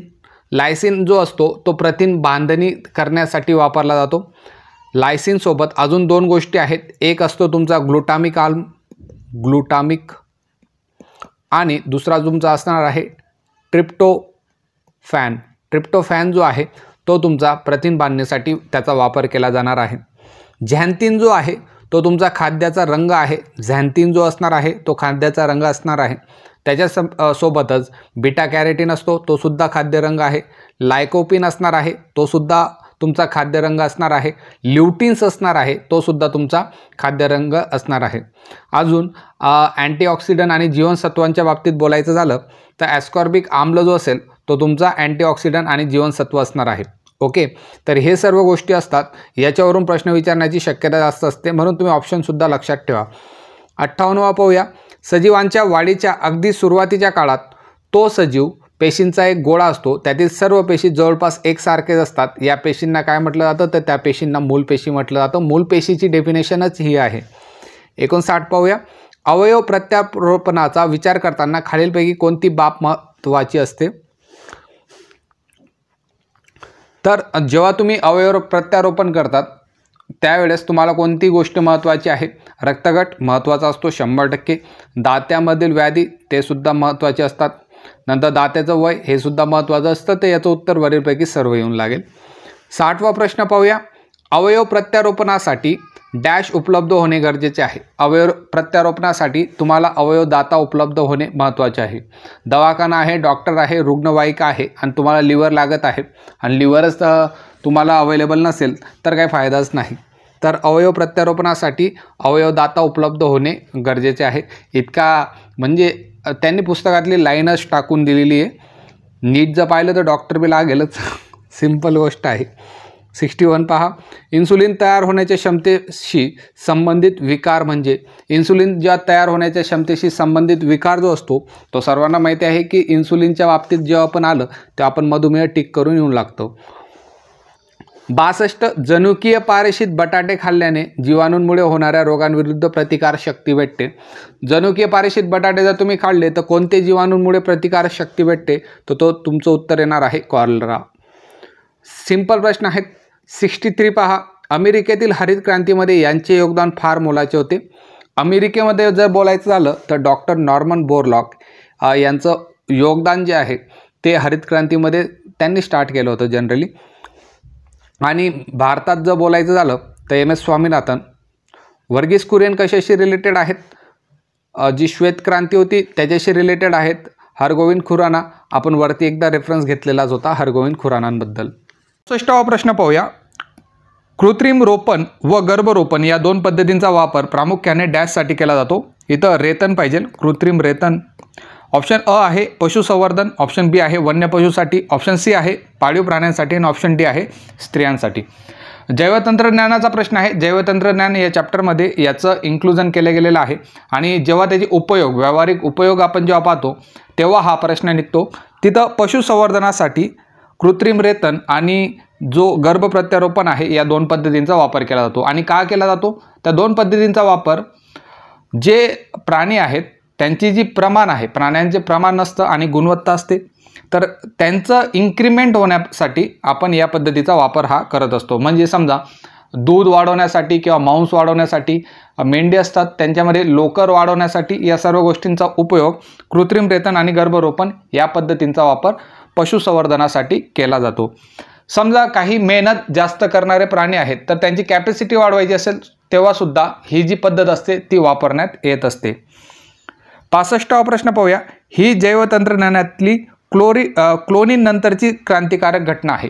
आता आपण क्लोनिंगबद्दल माहितीच आहे, तर क्लोनिंगमध्ये नेमकं काय होतं? क्लोनिंगमध्ये एखादी पेशी असते, एखादी पेशी असणार आहे, एखादा तुमचा अवयव असणार आहे किंवा संपूर्ण शरीर असणार आहे, तिची हुबेहूब प्रतिकृती तयार केली जाते, तिला क्लोनिंग असं म्हटलं जातं। तर या क्लोनिंग नंतरची सर्वात क्रांतिकारक घटना कोणती असा आपल्याला प्रश्न विचारलेला आहे। ऑप्शन अ आहे मानवी जनुक प्रकल्प, बी आहे DNA शोध, सी आहे मूलपेशी संवर्धन आणि डी आहे दिलेले सर्व पर्याय बरोबर। तर याचं जे उत्तर येणार आहे ते येणार आहे मूलपेशी संवर्धन। पुस्तकातला प्रश्न आहे। 66वा प्रश्न पाहूया, जैवतंत्रज्ञानाने डॅश घातक असलेले विष कापसाच्या पानांमध्ये किंवा बोंडांमध्ये तयार होऊ लागले? ओके, ऑप्शन अ आहे बोंड अळीला, ऑप्शन ब आहे टोळाला, ऑप्शन क आहे चिमणीला आणि ऑप्शन ड आहे बेडकांना। तर या प्रश्नाचं उत्तर येणार आहे बोंड अळीला। जैवतंत्रज्ञान जो असतो त्याचा वापर करून आपण काय बनवलं होता? बीटी कापूस बनवलेला होता। बीटीचा फुल फॉर्म जर विचारला तर बॅसिलस थुरिनजायनेसिस हा जो फुल फॉर्म आहे तो बीटीचा आहे। आता हा एक प्रकारचा जीवाणू असतो, त्याला एक विशिष्ट जनुक असणार आहे। तो कापसाच्या जनुक जो असतो, कापूसचा जो जनुक असतो त्याला हा जोडला जातो आणि त्याच्यामुळे काय होतं, जी बोंड अळी असते ती काय करते, जेव्हा कापसाच्या पानाला किंवा त्या बोंडाला जेव्हा खाते तेव्हा त्या बोंड अळीला तिच्या शरीरामध्ये एक प्रकारचं विष तयार होतं आणि त्याच्यामुळे त्या बोंडअळीची जी अन्ननलिका असते ती उद्ध्वस्त होऊन जाते आणि ती जी बोंडअळी असते ती मरते. तर अशा प्रकारचा हा जो बीटी कापूस आहे तो आपल्याला कामात पडतो. प्रश्न विचारलेला होता की जैवतंत्रज्ञानाने घातक असलेले विष कापसाच्या पानांमध्ये आणि बोंडांमध्ये तयार होऊ लागते, तर कोणाला तो विष तयार होतं, कोणासाठी तयार होतं, तर ते बोंडअळीला ते विष तयार होणार आहे. 67वा प्रश्न पाहूया. गर्भधारणेनंतर 14व्या दिवसापासून पेशीच्या डॅशला सुरुवात होते. ऑप्शन अ आहे वाढीला, ऑप्शन ब आहे विशेषीकरणाला, ऑप्शन क आहे विकासाला आणि ऑप्शन ड आहे विभाजनाला. तर हा सुद्धा प्रश्न डायरेक्ट बुकमधलं जे एक लाईन आहे त्या स्टेटमेंटमधून घेतलेला आहे. गर्भधारणेनंतर 14व्या दिवसापासून पेशीच्या कशाला सुरुवात होते, तर विशेषीकरणाला त्या दिवसापासून सुरुवात होते. तर 14व्या दिवसानंतर काय होतं, या ज्या विशेषीकरण जेव्हा स्टार्ट होतं तेव्हा त्याच्यापासून वेगवेगळ्या प्रकारच्या पेशी या बनत असतात. ज्या आपल्या मूल पेशी असतात त्याच्यापासून वेगवेगळ्या प्रकारच्या पेशी बनत असतात. जसं अस्थिपेशी असतील, यकृत पेशी असतील, तसंच चेतापेशी असतील. तर या सर्व तेव्हा बनत असतात आणि आपल्याला जेव्हा पेशीचं जतन करायचं असतं तेव्हा आपण काय करतो, या पेशींच्या विविधकरणाला जे विशेषीकरण आहे जे स्टार्ट होतं त्याच्या आधी म्हणजे 5 ते 7व्या दिवशी जर तुम्ही या मूल पेशी ज्या असतात त्या जर काढून घेतल्या आणि त्यांना जर प्रयोगशाळेत वाढवलं तर आणि त्याच्यावर काय दिलं, काहीतरी जैवरासायनिक संकेत जर त्यांना दिले तर त्या संकेतानुसार जो संकेत तुम्ही दिलेला आहे त्याच्यानुसार ते आपल्याला ज्या पेशी लागणार आहेत त्या पेशींमध्ये त्याचं रूपांतर होतच असतं. या सर्व ज्या गोष्टी आहेत भ्रूणीय मूलपेशीच्या पार्टमध्ये तुम्हाला दिलेल्या आहेत. इथं जर तुम्हाला उत्तर दिलं तर 14व्या दिवसापासून जे स्टार्ट होतं ते विशेषीकरण हा शब्द महत्त्वाचा ठरतो. 68वा प्रश्न पाहूया. या व्यवसायाला भारत सरकारने NKM16 या कार्यक्रमाद्वारे उत्पादन वाढीकरता प्रोत्साहन दिले आहे. मग आता NKM16 याबद्दल तुम्हाला माहिती पाहिजे की NKM16 नेमकं काय आहे. मग NKM16चा जो फुल फॉर्म पाहायला गेलं तर NKM याचा अर्थ होतो नील क्रांती मिशन आणि 2016. नील क्रांती मिशन 2016 म्हणजे तुमचं NKM16 असतं. तर नील क्रांती मिशन ब्लू रिव्हॉल्युशन कशाशी निगडित आहे, तर ते मत्स्य शेतीशी रिलेटेड आहे. ओके, तर NKM16 जेव्हा कार्यक्रमाबद्दल बोलतो तेव्हा तो मत्स्य शेतीबद्दलच असणार आहे. आता या NKM16 मध्ये काय झालं तर जे सरकारी अनुदान भेटतं, तुम्हाला माहिती की प्रत्येक गोष्टीमध्ये अनुदान सरकार प्रोव्हाइड करत असतं. तर सरकारी अनुदान हे 50% पासून 100% वाढवण्यात आलेलं आहे NKM16 नुसार. जे पाणी असतं पाण्यामध्ये वेगवेगळे प्रजाती असणार आहेत, जे उपयोगी जीव असणार आहेत त्यांची निर्मितीला वाव देणं या मिशनचा एक हेतू होता. तर NKM16 जेव्हा बोललं तेव्हा त्याचं उत्तर तुमचं मत्स्य शेती येणार आहे. 69वा प्रश्न. आईच्या गर्भाशयात गर्भ ज्या नाडेने जोडला जातो त्या नाडेत डॅश पेशी असतात. ऑप्शन कोणकोणते आहेत? ऑप्शन आहेत मूलपेशी, स्नायूपेशी, चेतापेशी आणि अस्थिपेशी. तर हा सुद्धा तुमचा मूलपेशीचाच पार्ट असणार आहे. आईची जी नाड असते त्याच्या थ्रू जे बाळ असणार आहे त्याला सर्व पोषण द्रव्य भेटत असतं आणि ही जी नाड असते त्या नाडेमध्ये मूलपेशी असणार आहेत. तर उत्तर तुमचं मूलपेशी येणार आहे. तसंच जे भ्रूण असणार आहे त्याचा जो कोरमपुटी असते, कोरमपुटी, तर या कोरक असतं ते कोरकपुटी याच्यामध्ये सुद्धा भ्रूणपेशी असतात. नंतर जे पूर्ण वाढ झालेलं जे भ्रूण असणार आहे त्या भ्रूणाच्या जी अस्थि मज्जा असते, रेडबोन सेल आपण तिला म्हणतो, किंवा मेदउती असतात त्याच्यामध्ये सुद्धा मूलपेशी असणार आहेत. तर मूलपेशी कशा कशात असतील अशा टाईपचा जर प्रश्न विचारला तर तुम्हाला या सर्व गोष्टी माहीत पाहिजे. पहिली आहे तुमची नाड, कोरकपुटी आहे, त्याच्यानंतर रक्त अस्थिमज्जा आहे, मेदउती आहेत. या सर्वांमध्ये मूलपेशी असणार आहेत. मूलपेशीपासूनच बाकीच्या पेशींची स्टार्टिंग होणार आहे. या गोष्टी जर तुमची कन्सेप्ट क्लिअर असेल तर उत्तर तुम्हाला देता येईल. 70वा प्रश्न पाहूया. मूलपेशी जतन करण्यासाठी त्या डॅशमध्ये ठेवल्या जातात. मोस्ट इम्पॉर्टंट प्रश्न येतो कारण की 1-2 एक्झाममध्ये हा प्रश्न विचारला गेलेला आहे, जे आरोग्य सेवकचा पेपर ज्याचा झालेला होता त्याच्यामध्ये. ऑप्शन अ आहे द्रवरूप ऑक्सिजन, ऑप्शन ब आहे हायड्रोजन, ऑप्शन क आहे द्रवरूप क्लोरीन आणि ऑप्शन ड आहे द्रवरूप नायट्रोजन. तर याचं जे उत्तर येणार आहे ते येणार आहे तुमचं द्रवरूप नायट्रोजन. जर टेम्परेचर रेंज विचारली की किती तापमानाच्या मध्ये ते ठेवलं जातं तर टेम्परेचर रेंज असणार आहे -135 डिग्री सेल्सिअसपासून -190 डिग्री सेल्सिअसपर्यंत ते ठेवण्यात येणार आहे. ओके.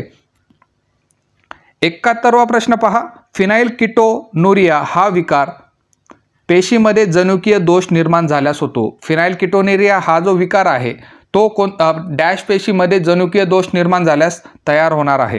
अ आहे यकृतातील, ब आहे जठरातील, क आहे स्वादुपिंडातील आणि ड आहे हृदयातील. तर याचं जे उत्तर येणार आहे ते येणार आहे यकृतातील. यकृतामध्ये जर यकृत जे असणार आहे आणि त्याच्यामध्ये त्याच्या ज्या पेशी असणार आहेत त्यामध्ये जर जनुकीय दोष निर्माण झाला तर तुम्हाला फिनाइलकीटोनुरिया हा जो रोग आहे तो होत असतो. आणि त्याचा जो उपचार असणार आहे तो जीन थेरपीच्या माध्यमातून त्याचा उपचार हा होत असतो. जीन थेरपीच्या माध्यमातून त्याचा उपचार होणार आहे. तर ही जी पद्धत तुम्ही वापरतात तिला कायिक जनुकीय उपचार पद्धती, जनुकीय उपचार पद्धती असं म्हटलं जातं. आता आपल्या शरीरामध्ये ज्या शुक्रपेशी आहेत आणि ज्या अंडपेशी आहेत त्यांना जर तुम्ही सोडलं तर उरलेल्या सर्व पेशींना आपण कायिक पेशी असं म्हणत असतो. ओके. तर जनुकीय उपचार जीन थेरपी या पार्टमधला हा प्रश्न आहे. फिनाइलकीटोनुरिया हा विकार कशामुळे होतो? यकृतामधले जर तुमचे जनुकीय दोष निर्माण झाला तर तेव्हा फिनाइलकीटोनुरिया हा रोग होणार आहे. त्याला PKV असं सुद्धा म्हटलं जातं. 72वा प्रश्न. जैविक खतामध्ये डॅश सूक्ष्मजीवाचा वापर होतो. ऑप्शन अ आहे थायोबॅसिलस, ऑप्शन ब आहे नॉस्टॉक, ऑप्शन क आहे सॅक्रोमायसिस आणि ऑप्शन ड आहे इच्चेरिया. जैविक खतांच्या बाबतीत जर बोलायचं झालं तर तुम्हाला कोणकोणते जीवाणू जे असतात ते लक्षात ठेवायचे असतात. जैविक खतामध्ये टोटल बुकमध्ये 4 दिलेले आहेत.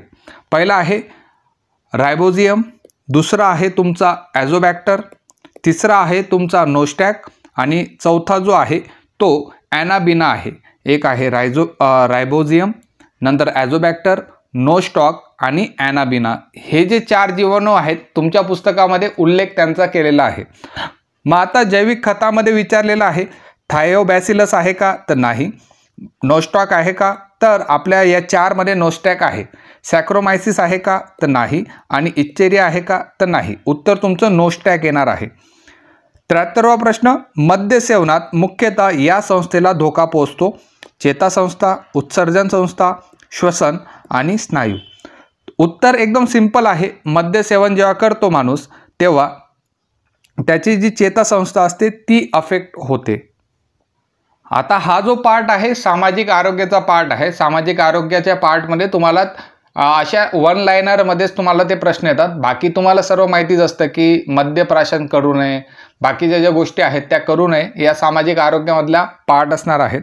तर मद्य सेवनात मुख्यतः संस्थेला धोका पोहोचतो. उत्तर येणार आहे चेतासंस्था. 74वा प्रश्न पहा. हास्यमंडळ हा डॅश दूर करण्याचा एक उपाय आहे. ऑप्शन अ आहे व्यसन, ब ताणतणाव, सी जो आहे आळस आणि डी जो आहे रोगराई. हास्यमंडळ कशासाठी वापर केला जातो? तर आपली जी स्ट्रेस रिलिव्हिंग असणार आहे, जो तुम्हाला ताणतणाव येतो त्याचा दूर करण्याचा एक उपाय तो असणार आहे. 75वा प्रश्न. विद्यार्थ्यांना अभ्यासात एकाग्रता वाढवण्यासाठी डॅश खूप उपयोग होतो. छंदाचा, खेळांचा, ध्यानधारणेचा आणि खाऊचा.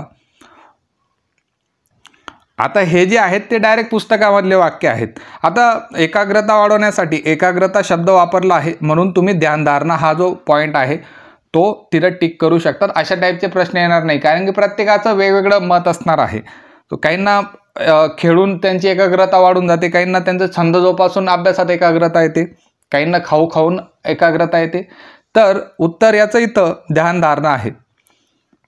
76वा प्रश्न. कुमारवयीन मुलामुलींमध्ये डॅश प्रभाव खूप जास्त असतो. शिक्षकांचा, वडिलांचा, नातेवाईकांचा आणि समवयस्कांचा. तर जेव्हा कुमारवय येतं तेव्हा आपण शिक्षकांचा प्रभाव जास्त असणार आहे का? नाही. वडिलांचा असणार आहे का? नातेवाईकांचा असणार आहे का? तर जे तुमचे सोबतचे आहेत त्यांचा प्रभाव तुमच्यावर सर्वात जास्त पडणार आहे. सिंपल प्रश्न आहे. तुमचे जसे मित्र असतील तसाच तुमच्यावर तो प्रभाव येणार आहे. 77वा प्रश्न. तंत्रज्ञानाच्या युगात आपली डॅश काहीशी बदललेली आहे. हे जे तंत्रज्ञानाचं युग आहे तर आपलं काय बदललेलं आहे? जीवनशैली बदललेली आहे का सवय बदलल्या आहेत, परिस्थिती बदलली की आवड बदललेली आहे? जे राईट आन्सर येईल ती जीवनशैली बदललेली आहे. जसं तंत्रज्ञान चेंज होतं तसं आपली जीवनशैली ही बदलत जातं. काही वेळेस टिकटॉकचा कालावधी होता, आता रील्सचा आलेला आहे. ओके, काही वेळेस भरपूर आपण धार्मिक होऊन जातो, काही वेळेस आपण पॉलिटिकल होऊन जातो. तर हे सर्व कोण करतं? तंत्रज्ञान करतं. ती तुमची जीवनशैली जी असणार आहे ती त्याच्यामुळे इफेक्ट होणार आहे. 78वा प्रश्न पहा, एखाद्या पाळीव प्राण्याचे या छंदामुळे विचारसरणी सकारात्मक होते. एखादा पाळीव प्राणी आहे आणि त्याच्याबरोबर एखादा पाळीव प्राण्याचे या छंदामुळे विचारसरणी सकारात्मक होते. डायरेक्ट पुस्तकामधलं वाक्य आहे. पोषणामुळे, वहनमुळे, संगोपनमुळे आणि दर्शनमुळे. तर उत्तर येणार आहे संगोपन. तुम्ही पाळीव प्राण्यांचं संगोपन केलं तर त्याचं जी विचारसरणी असते ती सकारात्मक होऊन जाते. आता हे कधी कधी स्वतःबद्दल होऊन जातं. स्वतःबद्दल तुम्ही कधी कधी प्राण्यांच्या बाबतीत त्या घडत असतात. जनरली या प्रश्नामध्ये ना स्वतःबद्दलच सांगितलेलं आहे की तुम्ही एखादा पाळीव प्राणी पाळला, एखादा प्राणी जो आहे तो पाळला, तर तुमची जी स्वतःची विचारसरणी आहे ती काय होऊन जाईल? ती सकारात्मक होऊन जाईल. कारण की ते पूर्ण चॅप्टरमध्ये स्वतःबद्दलच बोलते की स्वतःबद्दल आपण किती पॉझिटिव्ह कशा पद्धतीने राहू शकतो. 79वा प्रश्न जो आहे, या डॅश पदार्थामुळे तोंड, फुफ्फुसे यांचा कर्करोग होतो. तोंडाचा कर्करोग कशामुळे होणार आहे? तर तंबाखूजन्य पदार्थ जर खाल्ले तर तोंडाचा कर्करोग हा होत असतो. 80वा प्रश्न पहा, व्यसनी माणूस विचार करू शकत नाही. तर व्यसनी माणूस सरळ विचार करू शकत नाही का सारासार विचार करू शकत नाही, वैश्विक किंवा आध्यात्मिक? तर याचं जे उत्तर येणार आहे सारासार विचार करू शकत नाही. 81वा प्रश्न पहा, मोबाईल फोनच्या अतिवापरामुळे उद्भवणारे शारीरिक त्रास खालीलपैकी कोणते? मोबाईल फोनचा जर अतिवापर केला तर डोकेदुखी होते, दृष्टीदोष होतो, सांधेदुखी होते आणि वरीलपैकी सर्व. तर ॲक्च्युअलमध्ये शारीरिक त्रास किती होणार आहे? सर्वच प्रकारचे जे त्रास आहेत, कोणत्याही गोष्टीच्या अतिवापरामुळे सर्वच प्रकारचे त्रास होतात. मोबाईल फोनचा जरी अतिवापर केला तर उत्तर तुमचं वरीलपैकी सर्व येणार आहे. 82वा प्रश्नामध्ये, या रसायनापासून मद्य निर्मिती करतात. तर कोणतं रसायन आहे ज्याच्यापासून मद्य निर्मिती केली जाते? तर उत्तर तुमचं अल्कोहोल येणार आहे. 82वा प्रश्न सिंपल आणि सोबर प्रश्न आहे की मद्य निर्मिती जी होते ती अल्कोहोलपासून होते. 83वा प्रश्न पहा, सलाम मुंबई फाउंडेशन ही संस्था मुख्यत्व विरुद्ध कार्यरत आहे. सलाम मुंबईबद्दल आपण बोललेलो आहोत. सलाम मुंबईबद्दल आपले भरपूर पॉईंटसुद्धा झालेले आहेत. तंबाखू सेवन, अंमली पदार्थ सेवन, सायबर गुन्हे आणि घरगुती हिंसाचार. तर उत्तर येणार आहे तुमचं तंबाखू सेवन. 2002 पासून ही संस्था जी असते, जो समाज आपला आहे त्याला तंबाखूमुक्त व्हावा यासाठी ही कार्य करत असते. आता जनरली तुम्हाला प्रत्येक शाळेच्या बाहेर तंबाखू मुक्तीचं एक प्रतिज्ञा वगैरे होत असते. तर ती प्रतिज्ञेची जी कन्सेप्ट होती सलाम मुंबई फाउंडेशनकडूनच आलेली होती. आणि सलाम मुंबई फाउंडेशन कुठली आहे असा जर प्रश्न विचारला तर ती मुंबईची आहे. आता जो आहे वेगळा घटक ओळखा. प्रतिलेखन, भाषांतर, स्थानांतरण आणि उत्परिवर्तन. आता तुम्हाला 4 ऑप्शन दिले जातील आणि 4 ऑप्शनपैकी वेगळा पॉईंट कोणता असा सुद्धा प्रश्न येऊ शकतो. म्हणून आपण सुद्धा हा जो पार्ट आहे तो घेत आहोत. तर याच्यामध्ये हे जे आहे प्रतिलेखन झालं, तुमचं भाषांतर झालं, स्थानांतरण झालं. चॅप्टर 1 मधलं अनुवांशिकता व उत्क्रांती, याच्यामध्ये जे प्रथिन संश्लेषण होते, DNA प्रथिन संश्लेषण होणार आहे, त्याच्या या स्टेप्स आहेत. उत्परिवर्तन, ज्याला इंग्लिशमध्ये म्युटेशन म्हटलं जातं, त्याचा समावेश इथं होत नाही. म्हणून उत्तर जे येईल ते तुमचं उत्परिवर्तन येणार आहे. 2 पहा, शिराविन्यास, बियांचा आकार, पर्णदेठ आणि पानाची रचना. पहिल्या चॅप्टरमध्ये आपण उत्क्रांतीचे पुरावे देत असतो आणि उत्क्रांतीचे पुरावे जेव्हा देतो तेव्हा एक बाह्यरूपीय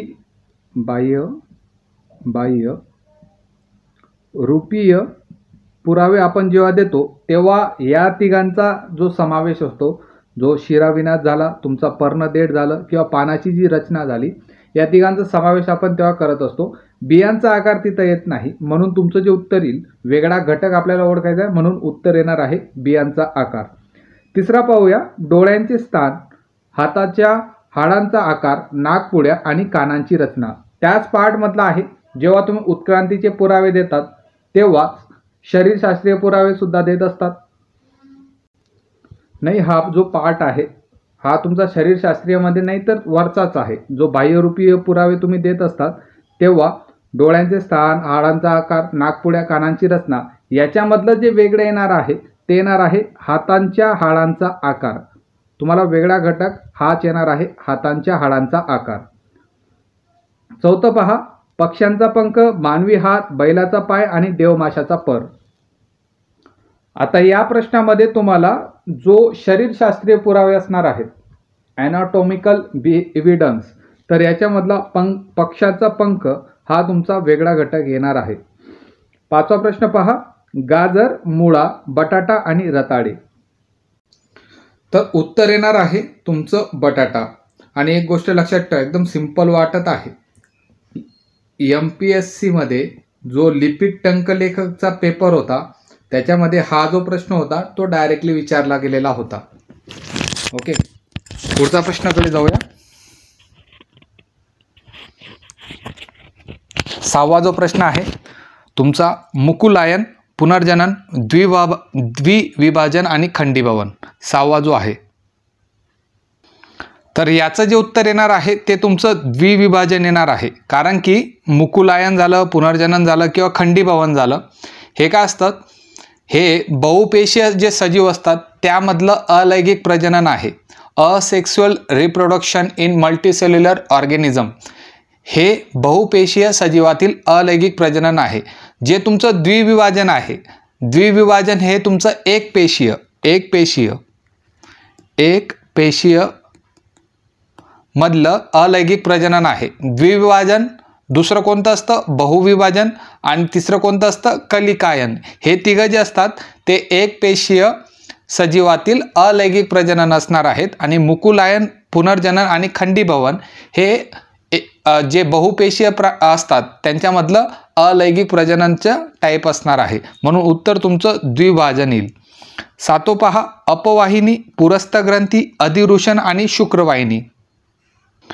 सिंपल प्रश्न आहे. याचं जे उत्तर येणार आहे ते तुमची पुरस्थ ग्रंथी येणार आहे. कारण सांगतो, मानवी पुरुष प्रजनन संस्था जेव्हा तुम्ही शिकतात, जेव्हा शुक्र पेशी तयार होते ती वेगवेगळ्या नलिकांमध्ये जाते. तर वेगवेगळ्या नलिका कोणकोणत्या असतात, त्या अपवाहिनी नलिकेमधून जाते, अधिवृषणमधून जाते, शुक्रवाहिनीमधून जाते. या वेगवेगळ्या नलिका मानवी पुरुष प्रजनन संस्थेमध्ये आहेत. पुरस्थ ग्रंथीचा याच्यात काही संबंध नाही. म्हणून 7व्याचं जे उत्तर येईल ते पुरस्थ ग्रंथी येणार आहे. 8वं पहा, पुरस्थ ग्रंथी, बार्थोलिन ग्रंथी, काउपर्स ग्रंथी आणि शुक्राशय. याच्यामधला वेगळा जो घटक आहे तो तुमची येणार आहे बार्थोलिन ग्रंथी. कारण की पुरस्थ ग्रंथी, काउपर्स ग्रंथी आणि शुक्राशय हे सर्व पुन्हा एकदा जे पुरुष प्रजनन संस्था आहे त्याच्यातला हा पार्ट आहे. बार्थोलिन ग्रंथीचा त्याच्यात काही संबंध येत नाही. म्हणून उत्तर येणार आहे तुमची बार्थोलिन ग्रंथी. 9वं पहा, कुक्षी, कुक्षिरुंत, पराग आणि अंडाशय. तर याचं जे उत्तर येणार आहे ते तुमचं पराग येणार आहे.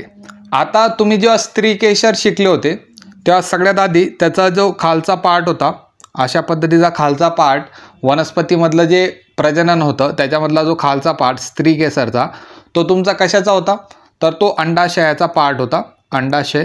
नंतर वरती गेल्यानंतर तुम्हाला कुक्षी वृत्त भेटत होतं आणि त्याच्यावरती कुक्षी भेटत होतं. तर हे सर्व स्त्री केसरच्या पार्टमध्ये तुम्ही पाहिले होते. त्याच्यात पराग हा काही शब्द पाहिला नव्हता. म्हणून तुमचं उत्तर पराग येणार आहे. जास्वंद, पपई, सूर्यफूल, गुलाब आणि आंबा. याचं उत्तर पुस्तकात पपई दिलेलं आहे. 11वा प्रश्न पहा, जतन, प्रदूषण, प्रतिबंध आणि नियंत्रण.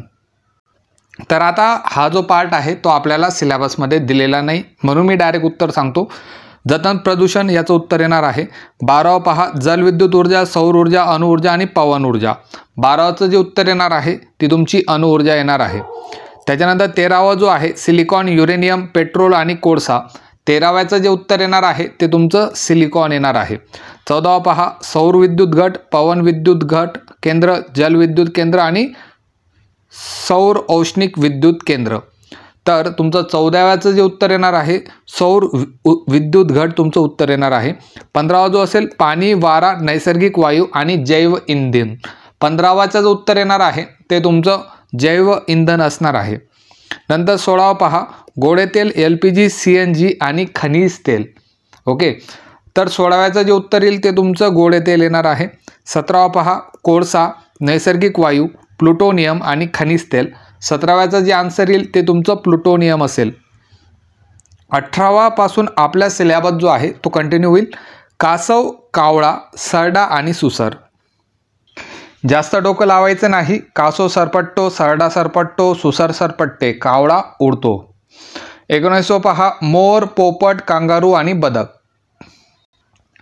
उत्तर पण सिंपल आहे. कांगारू त्याचं उत्तर येणार आहे, बाकीचे पक्षी आहेत.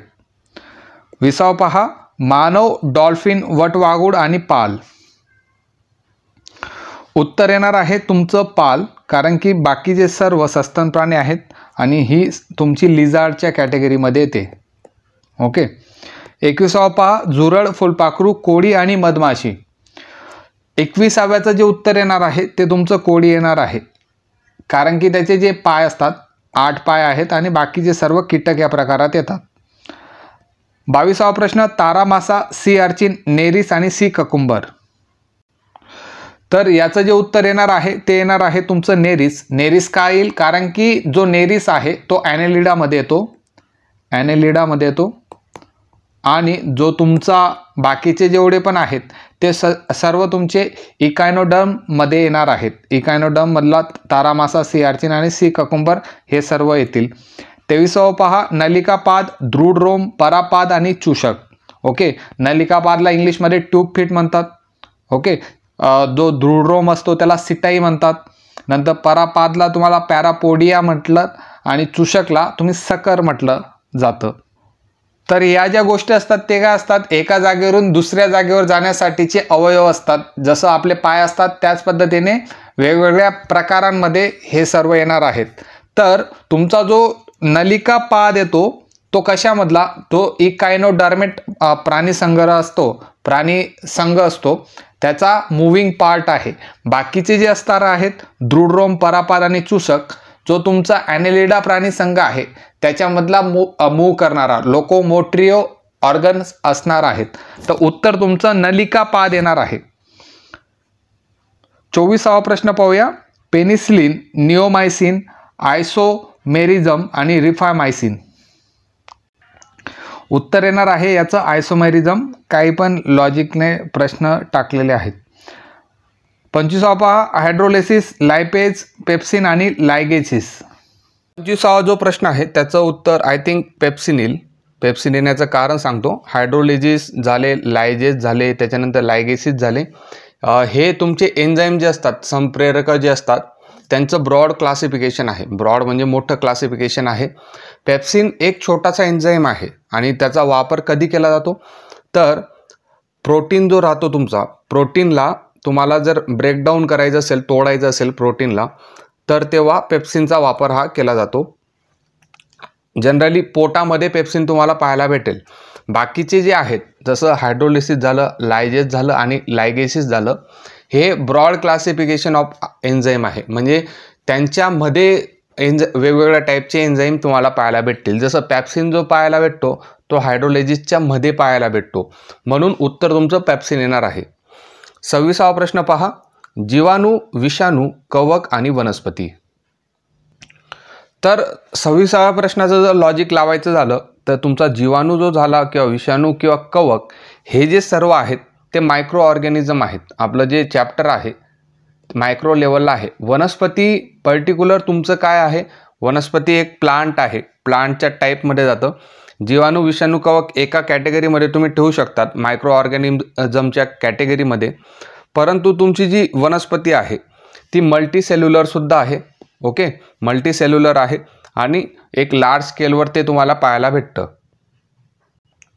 त्यांचं जे स्ट्रक्चर आहे, जी संरचना आहे ती सुद्धा तुम्हाला कॉम्प्लिकेटेड आहे. कॉम्प्लिकेटेड म्हणजे भरपूर गुंतागुंतीची ती तुम्हाला पाहायला भेटणार आहे. जीवाणू, विषाणू आणि कवक यांची जी संरचना असणार आहे ती एकदम सिंपल संरचना असणार आहे. म्हणून सिंपल उत्तर आहे वनस्पती याचं आन्सर असेल. 27वा प्रश्नामध्ये खवा, योगर्ट, लोणी आणि चीज हे दिलेले आहेत. तर या प्रश्नाचं जे उत्तर येईल त्याचं कशा पद्धतीने या गोष्टी बनवतात त्याच्यावर डिपेंड असणार आहे. जसं तुमचा खवा कशा पद्धतीने बनवतात, तर खव्यामध्ये आपण काय करतो, दुधाला घट्ट करतो. त्याच्यामध्ये कोणत्याच प्रकारचं आपण काही ॲडिशन करत नाही किंवा काही फर्मेंटेशन त्याच्यामध्ये होत नाही किंवा कोणत्या मायक्रो ऑर्गॅनिझमचा यूज त्याच्यामध्ये होत नाही. फक्त आपण काय करतो, दुधाला घट्ट करतो आणि त्याच्यापासून मिठाई बनवतो. नंतर योगर्ट जो आहे, योगर्टमध्ये आपण कशा पद्धतीने बनवतात, तर जे तुमचं दूध आहे त्याचं फर्मेंटेशन केलं जातं आणि बॅक्टेरिया त्याच्यामध्ये ॲड करून योगर्ट बनवलं जातं. त्याच पद्धतीने जे बटर आहे, ज्याला आपण मराठीमध्ये लोणी म्हणतो, त्याला बी काय करतो आपण, त्याला बी एक क्रीमचा वापर केला जातो. त्याच्यामध्ये सुद्धा मायक्रो ऑर्गॅनिझमचा समावेश असतो. आणि जी चीज आहे त्याच्यामध्ये सुद्धा आपण वेगवेगळ्या प्रकारचं जे मायक्रो ऑर्गॅनिझम आहेत त्यांचा वापर करून आपण बनवत असतो. जर तुम्ही मायक्रो ऑर्गॅनिझमचं स्ट्रक्चर पाहिलं असेल तर त्याच्यात आपल्याला योगर्ट कशा पद्धतीने बनतं, लोणी कशा पद्धतीने बनतं किंवा चीज कशा पद्धतीने बनतं पुस्तकात चांगल्या पद्धतीने दिलेलं आहे. तर उत्तर खवा येईल याचं. 28 पहा, लॅक्टोबॅसिलस ॲसिडोफिलस, लॅक्टोबॅसिलस केसी आणि क्लॉस्ट्रिडियम. पुन्हा एकदा मायक्रो ऑर्गॅनिझमच्या लेक्चरमध्ये जो प्रोबायोटिक्सचा ग्रुप तुम्ही पाहिला असेल, प्रोबायोटिक्स जे असणार आहेत दुग्धजन्य पदार्थ असतात आणि त्याच्यामध्ये क्रियाशील जीवाणू तुम्हाला पाहायला भेटतील. तेव्हा ते क्रियाशील जीवाणू कोणकोणते आहेत, तर त्याच्यामध्ये तुम्हाला पाहायला भेटेल लॅक्टोबॅसिलस ॲसिडोफिलस पहिला पाहायला भेटेल. त्याच्यानंतर लॅक्टोबॅसिलस केसी पाहायला भेटेल त्याच्यात. आणि अजून तिसरा पाहायला भेटतो तो असणार आहे बायफिडोबॅक्टेरियम. बायफिडोबॅक्टेरियम हे 3 गोष्टी प्रोबायोटिक्समध्ये तुम्हाला पाहायला भेटतील. जरी नाव जे आहेत ते लक्षात ठेवायला अवघड असतील, परंतु 4-5 वेळेस जर तुम्ही रिवाईज केलं तर तुम्हाला या गोष्टी क्लिअर होतील. तर त्याच्यामधला हे सर्व जे पॉईंट आहेत ते तुमचे प्रोबायोटिक्समधील जीवाणू आहेत. क्लॉस्ट्रिडियम जो आहे तो प्रोबायोटिक्समधला जीवाणू नाही आणि आपल्याला जे उत्तर भेटणार आहे इथं तो तुमचा क्लॉस्ट्रिडियम भेटणार आहे. 29 पहा, बेडूक, गांडूळ, बोंडअळी आणि कीटक भक्षक पक्षी. आता हा जो प्रश्न आहे त्याचा जो रेफरन्स तुम्हाला भेटणार आहे, जनरली पुस्तकामध्ये भेटणार नाही. 2 ते 3 उत्तरं याचे उत्तरं येऊ शकतात. आय थिंक बोंडअळी याचं उत्तर यायला हवं. बोंडअळी काय यायला हवं, बेडूक तुम्हाला शेतीमध्ये जी वेगवेगळे कीटक असतात त्यांचं जी संख्या असते ती कमी करायला मदत करतो.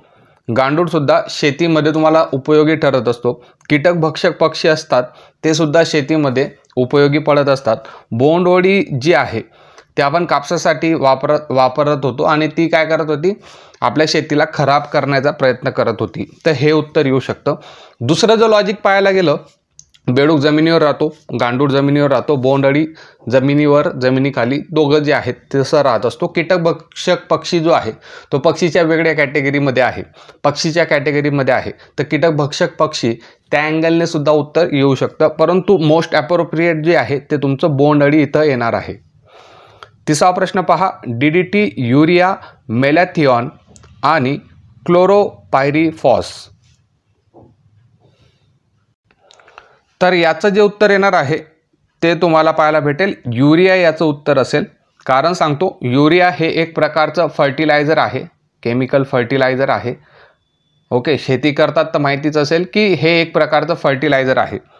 DDT पाहायला गेलं किंवा मॅलेथिऑन पाहायला गेलं किंवा क्लोरोपायरीफॉस पाहायला गेले तर हे तुमचे केमिकल पेस्टिसाइड आहे, पेस्टिसाइड्स आहेत.